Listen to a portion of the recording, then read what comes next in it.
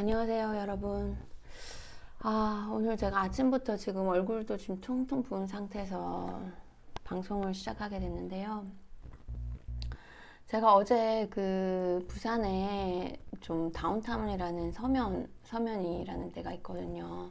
그래서 거기 하트 광장이라고 좀 이제 젊음의 광장 해가지고 젊은이들이 많이 모여드는 그 공간이라서 이제 거기서 무슨 행사를 많이 하는가 보더라고요. 그래서 제가 그 기후위기 관련해서 환경에 대한 그 시민의식을 높이기 위해서, 이제 그 대대적으로 좀 여러 단체들이 모여서 하는 행사에 초청이 돼서 이제 연설을 좀 부탁한다고 하셔서 이제 갔다 왔어요.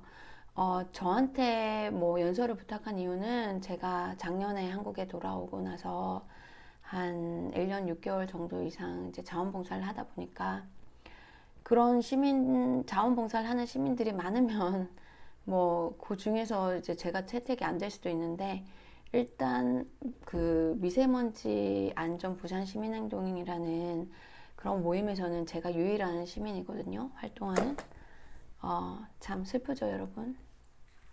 미세먼지가 이렇게 심각했고 오랫동안 몇 년 동안 심각한데도 불구하고 이렇게 직접 나서는 시민이 없다는 게 여러분들 참 우리 모두 반성해야 됩니다. 어쨌든 그래서 저 혼자 이렇게 시민 대표 아닌 대표가 돼가지고 그렇게 활동을 하다 보니까 이제 또 연설에 초청이 됐어요. 연설을 해달라고 부탁을 하셔가지고 갔는데 이제 길거리에서 그 마이크를 들고 그 연설을 하는데 막 거기가 이제 시내다 보니까 가게들에서 음악 소리를 막 여기저기 엄청나게 틀어놔요. 한 군데에서만 나오는 게 아니라 여러 군데서 각각 다른 음악이 나오다 보니까 완전히 소음 덩어리더라고요.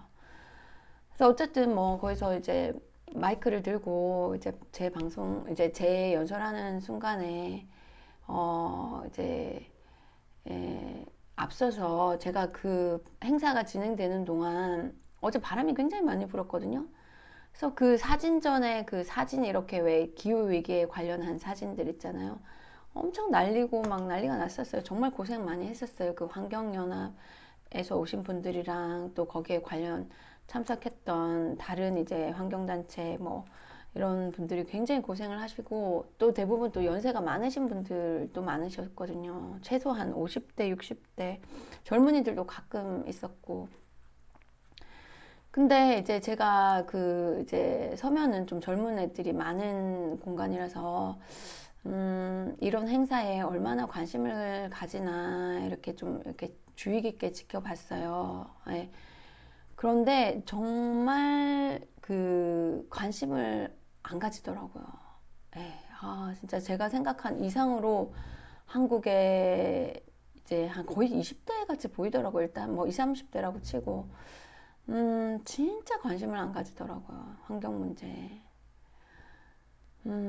사실 저는 작년에 미국에서 돌아와가지고 미세먼지가 이렇게 심각한데, 지금까지 몇 년 동안 이렇게, 대처를 하지 못하고 있었다는 거에 대해서 굉장히 정부를 원망하고 정치인들을 원망을 했었거든요. 그리고 원망만 하면 뭐 하나 해가지고 제가 자료 다 수집해가지고 그 청와대에도 보내고 부산시에도 전달하고 뭐 심지어는 그 봉사활동까지 지금까지 해오고 있는데 정말 이제는 제가 보니까 우리 시민들이 문제인 것 같아요.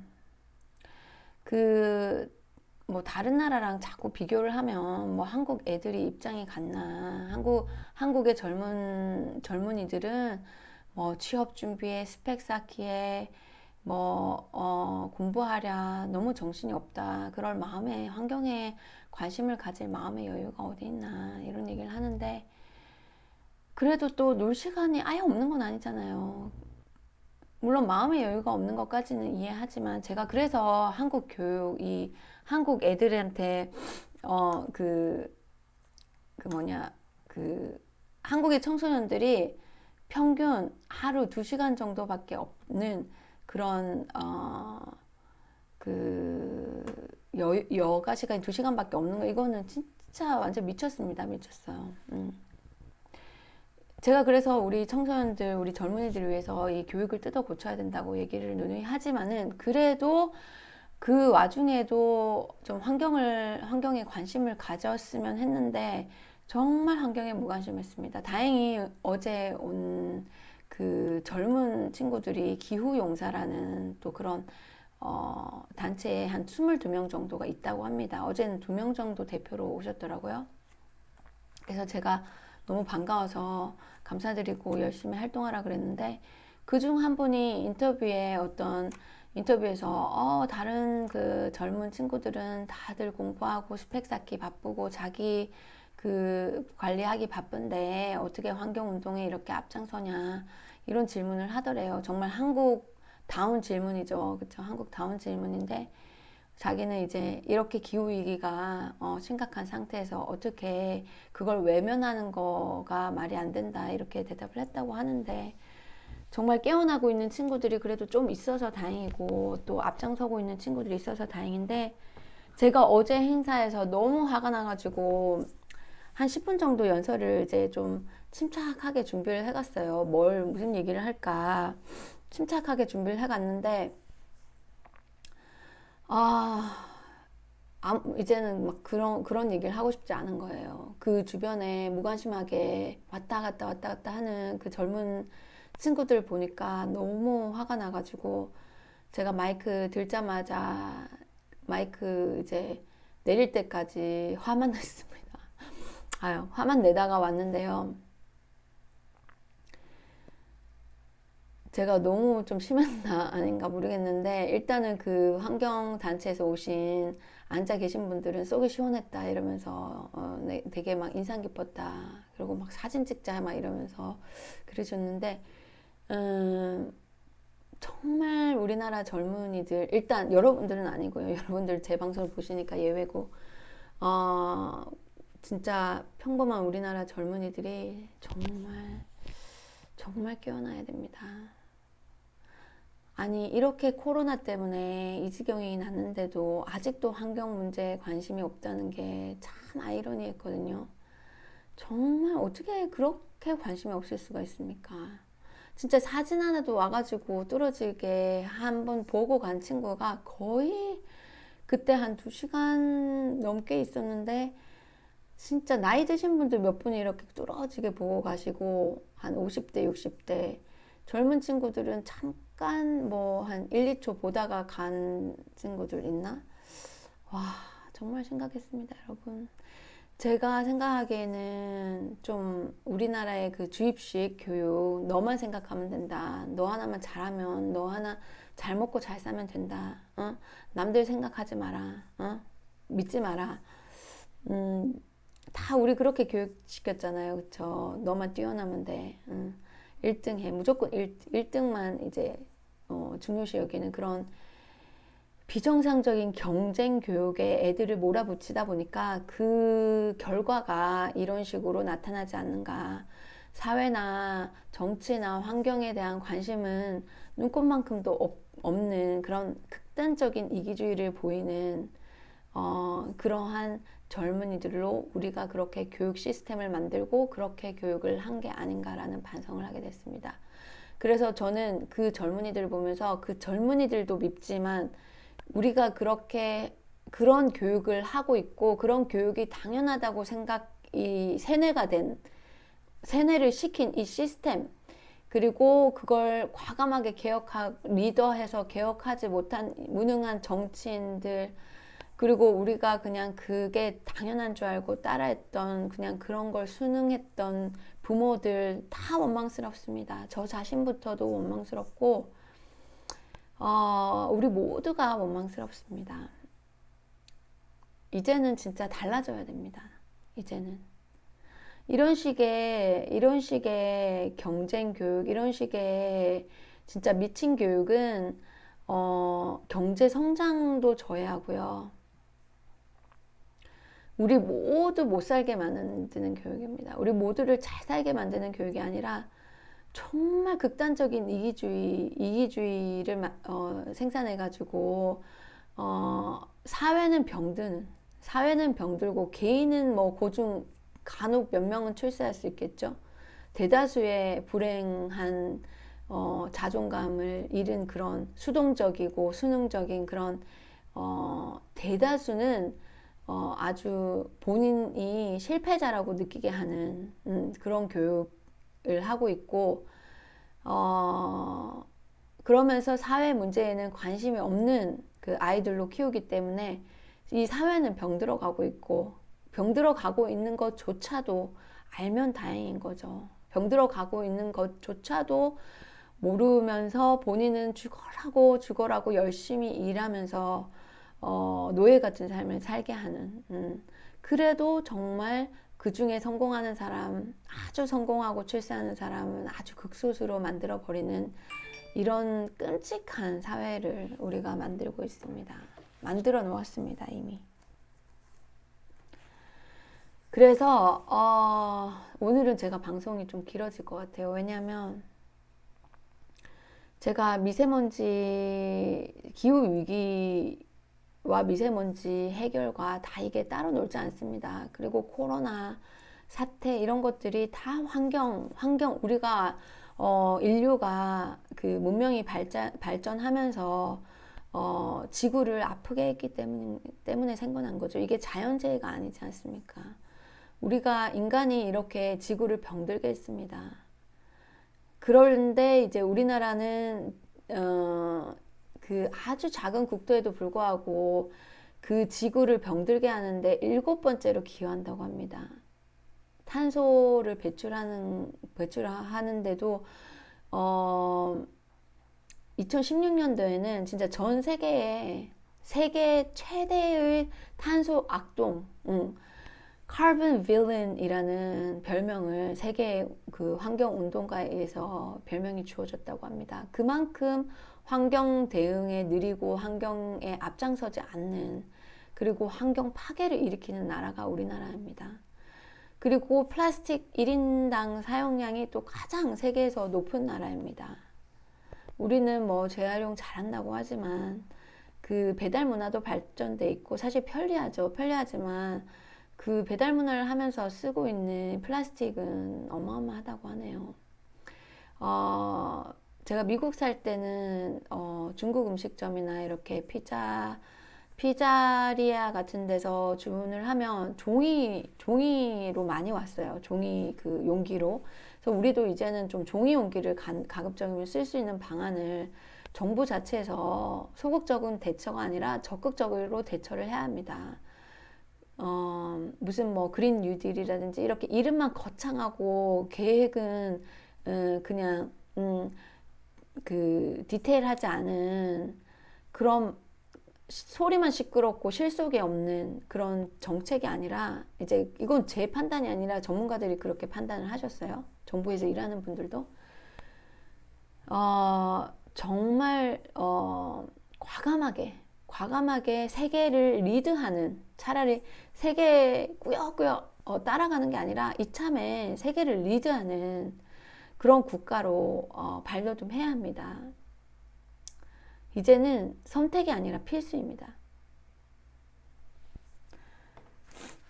그래서 어쨌든 여러분들 정말 우리 젊은이들 깨어나야 합니다. 그 김누리 교수님 연설을 들으셨으면 플룩샴이라는 얘기를 들으셨을 거예요. 플룩샴은 플루크가 비행기라는 뜻이고 샴은 쉐임, 부끄럽다 이런 거죠.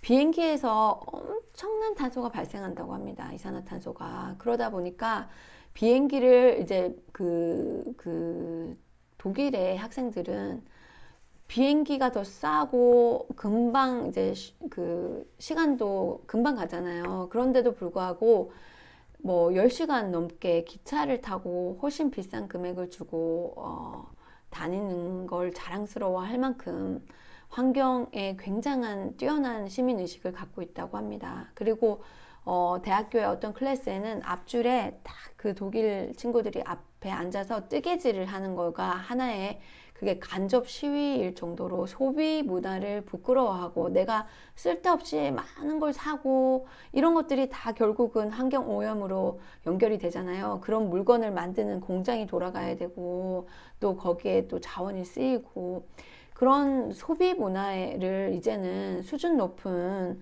나라의 그 학생들은 소비에 대한 거에 대한 그 인식이 우리나라와 완전히 틀리다는 거죠. 우리나라는 뭐 돈이 좀 있고 돈 좀 벌고 하면 막 명품이라든지 아니면 더 쓸 수 있는 것도 사치불이잖아요. 차도 그렇고 뭐 사실 핸드폰도 그렇고 뭐 이게 뭐 이제 바꿀 때가 돼서 바꾸는 게 아니라 더 나은 걸 나오면 그냥 멀쩡한 것도 쓰던 것도 버리고 이렇게 새로 사는 게 우리나라고 또 그런 걸 뭐 명품이나 이런 걸 걸치고 다니면서 남의 의식을 의식하면서 좀 잘 봐줬으면 하는 이런 정근대적인 문화가 있잖아요.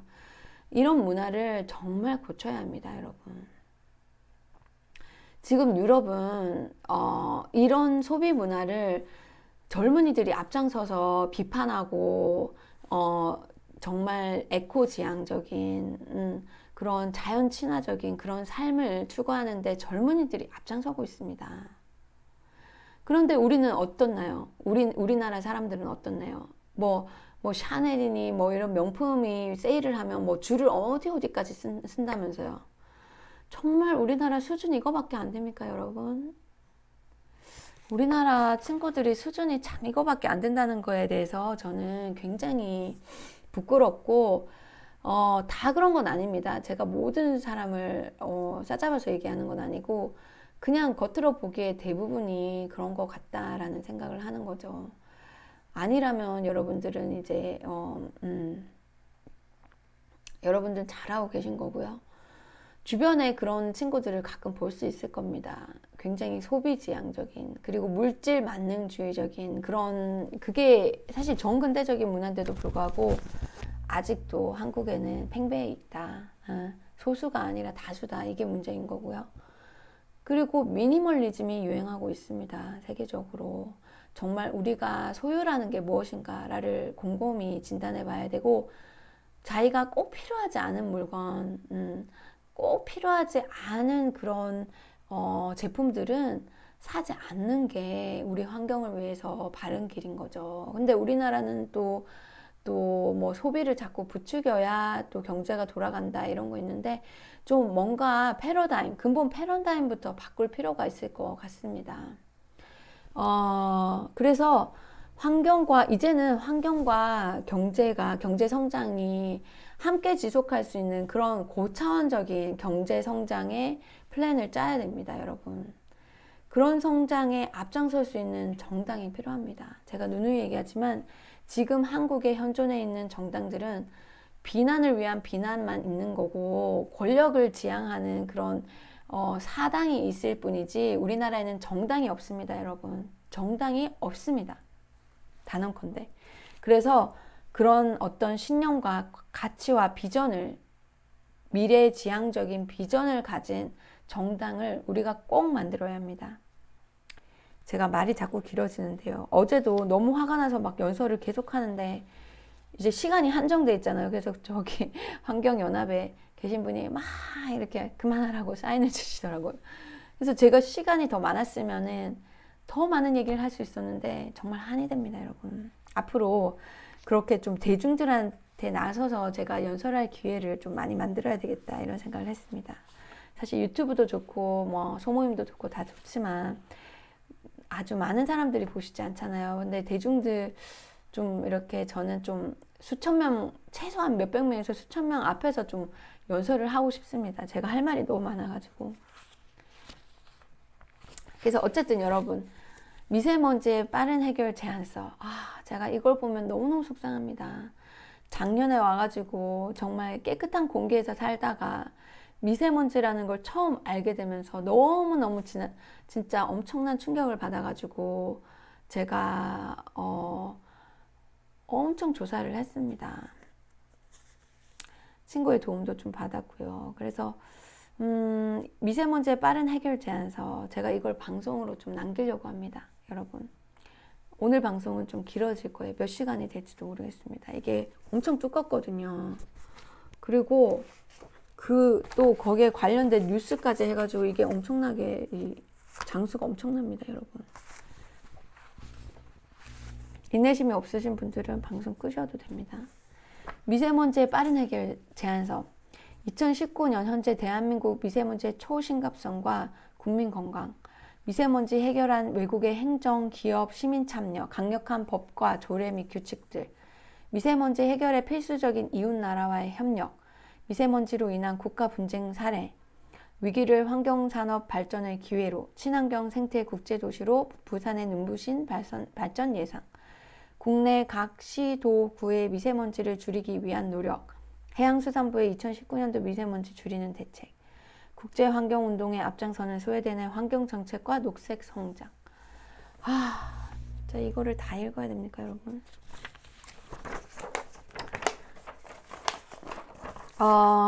제가 작년에 미세먼지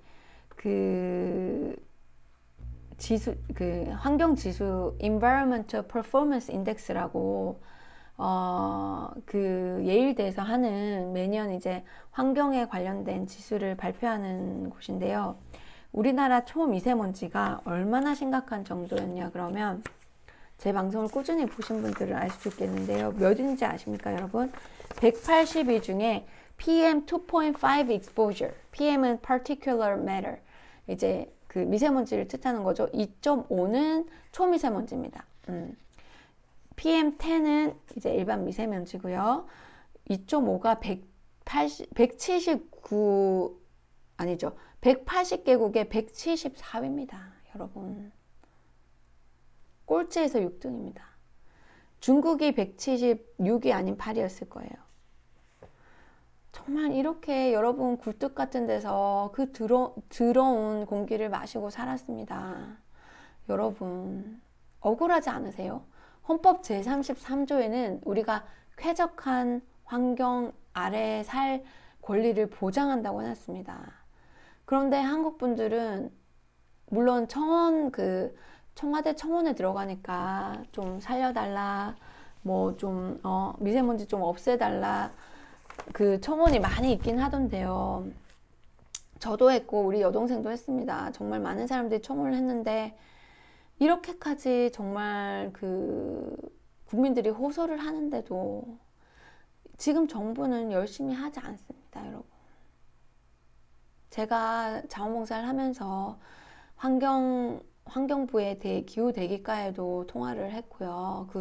중국하고 협조하는 바로 직접적으로 관련된 직접적으로 소통하는 환경부 분이랑도 얘기를 나눴고, 부산시에 일하시는 미세먼지 담당하시는 분들도 얘기를 나눴고, 국내 환경부 회의에 들어가시는 전문가들, 박사님들, 교수님들도 자주 만났고, 이런 전반적인 제가 직접적으로 뛰어들어서 활동한 걸 토대로 이 정부는 미세먼지 해결에 대한 의지가 부족하고요. 역량도 부족합니다. 의지가 부족하니까 역량은 당연히 부족하겠죠. 의지가 정말 어느 정도 부족하냐면, 제가 생각할 때는 정말 3년 동안 6만 거의 4,000명, 8,000명이 이렇게 죽어가고 있는데 미세먼지 때문에 빨리 죽는 거죠. 이제 약한 사람들은 더 빨리 죽고, 하여튼 그게 질병관리청에 있다고 합니다. 뉴스에 나온 거 보니까.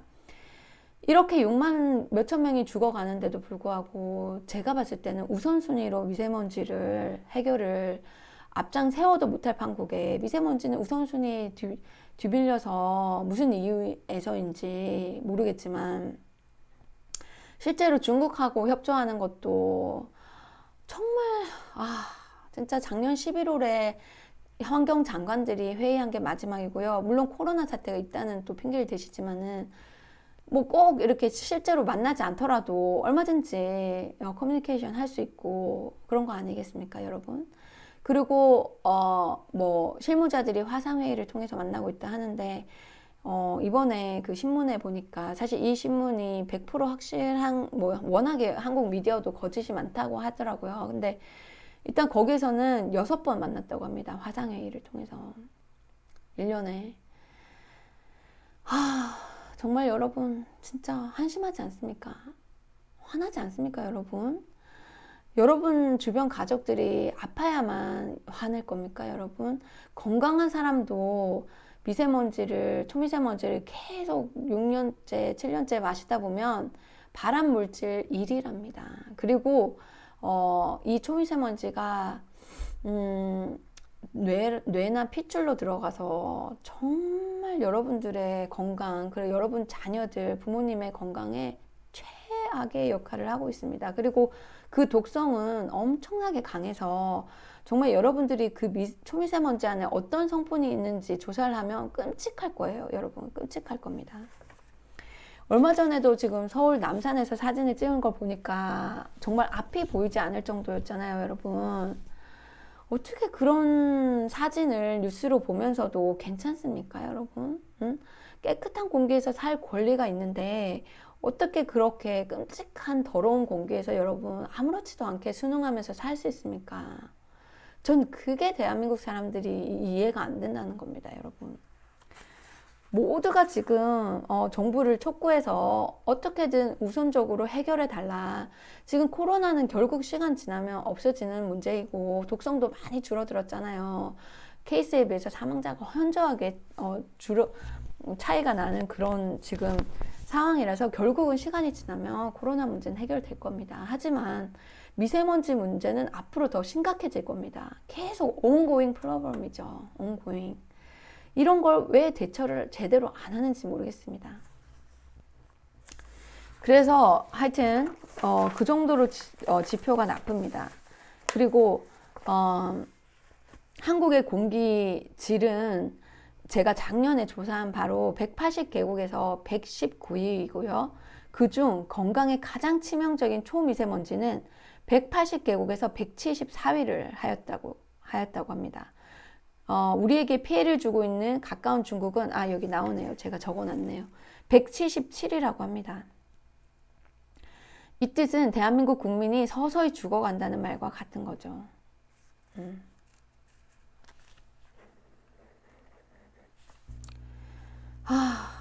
참 여러분들 끔찍하지 않습니까? 제가 이거 방송 분량이 너무 길어져서 다시 방송을 해야 될 것 같습니다. 여러분 다음 방송을 봐주세요.